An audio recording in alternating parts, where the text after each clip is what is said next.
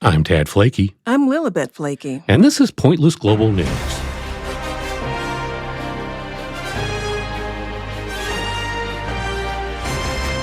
On today's show, get to know your city councilman at a nudist resort in the south of France. Then, why bother shopping in a store when you can poop and run instead?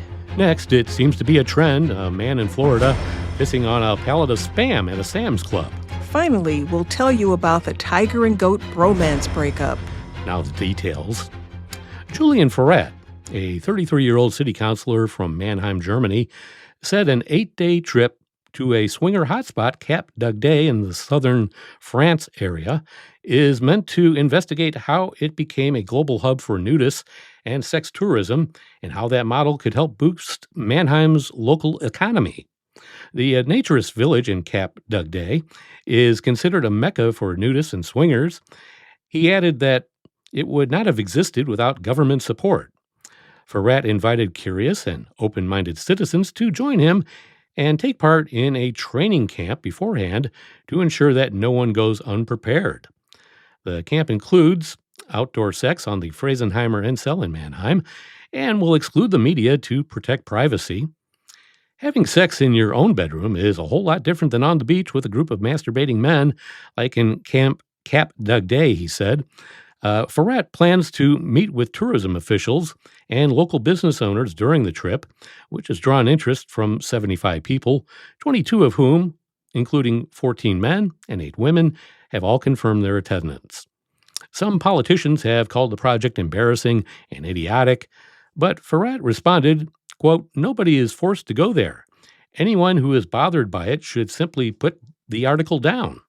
The city administration declined to comment, citing neutrality rules. It's not the first time that Ferret has gone nude in public.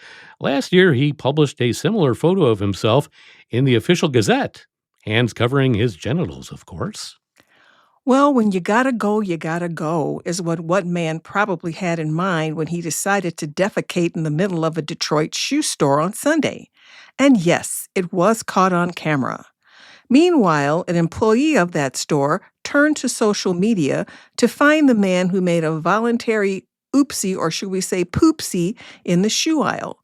The dump and dash happened on Sunday morning at the Foreman Mill store. He did that so good. I couldn't resist. I'm sorry. And next time it comes up, I'm going to do it again. Okay. The employee, James Boskers, witnessed the whole thing. He came straight into the store and didn't even talk to anybody. Went straight to the shoe aisle, he said. He didn't even try to hide it. He just pulled down his pants, pooped, didn't even wipe, walked straight out to a car and left. Even though the store does have a bathroom, it has been closed to the public since the COVID-19 pandemic. However, anyone who asks can be allowed to use it. The suspect, however, did not ask before dropping anchor. He walked in the door at 10:13 and he was out the door at 10:17, Bosquez said. Amazingly enough, the man who dropped his ballast had an acquaintance. The other guy walked into the men's department, and I didn't see anything in the men's department, but it seems like they just came in to do this because they didn't talk to anyone, didn't grab anything. Nothing. Made a beeline straight to the shoe department, used the bathroom, and just left, Bosquez said. It's also mind-boggling that employees thought it might have been a child who had emergency. It was not. The guy that actually used the bathroom was probably in his 50s, and the guy he was with was probably about my age, mid-30s, Bosquez said. The guy he was walking in with and left with had a nice car, looked like a burgundy Cadillac. Nice outfit on, nice clean cut. I don't know what was going on. If you or anyone has information on the shoe aisle caper, call Foreman Mills. And of course, the gain control on this just went through the roof, but we'll give the equipment here in a moment. But by the way, that was an excellent Foreman Mills. I've heard it one too many times. Yeah. For those of you that don't know what Foreman Mills is, it's like a clothing store that's like one notch above a dollar store. It's not a pretty sight. Anyway, in a related story, Patrick Francis Mitchell, age 70, was arrested on June the 4th and faces charges of criminal mischief resulting in more than $1,000 in damages and disorderly conduct. Mitchell was at a Sam's Club in Lady Lake, Florida, about 53 miles north of Orlando, on the morning of May 30th, when a customer noticed him peeing in an aisle. The woman filmed the man's incident and showed it to store employees, the court document read, noting that Mitchell allegedly walked up to the two pallets, faced the shelf, placed both hands in front of him below his belt line, and stood there for several seconds in what appeared to be behavior consistent with urination. The store's security footage also captured the alleged incident. The CCTV footage also showed Mitchell walking around the snack section of the store, sitting on patio furniture for about 10 minutes before paying for his items and leaving. Store managers confirmed to police that there was urine on two pallets, which they say contained about 188 cans of Vienna sausage and 345 cans of Spam. Oh, the spam humidity. It's just terrible that would happen to spam.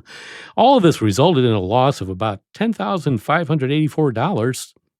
The store was able to identify Mitchell based on his Sam's Club membership and pass, and they gave that to the authorities to follow up. Mitchell pleaded not guilty to the charges against him while appearing in court on June 10th. His next court appearance will be on June 30th. Do you really think they destroyed all that Spam and Vienna sausage, Tad? Being Sam's Club, I kind of doubt it. Me too. I mean, we've gotten some spoiled milk there before, so. That's true. And as if I didn't already have enough reasons not to like Spam. There you go. Finally, the heartwarming story of a goat and a tiger who became best friends is soon to come to an end as zoo staff publicly seek a mate for Timur the goat. Timur befriended Siberian tiger Amur at the Russian safari park in November when he was put into his cage as prey for the big cat. Instead of predator and prey, they miraculously became good friends.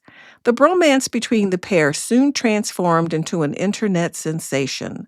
Thousands of people have watched online footage of the unlikely couple strolling along together and sleeping soundly next to one another.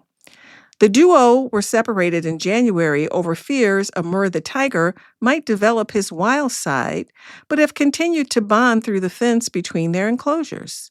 Now, amid fears the friendship could violate Russia's gay propaganda law, staff at the Far East Safari Park are holding a public contest to find Timur a bride.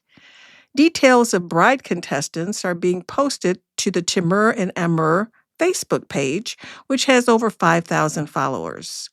The bride contestant is from Naroka City, and she is 3 years old, read the first post. She had a husband before, but that previous male goat's life was tragically taken after he fell into the ground hole and broke his leg.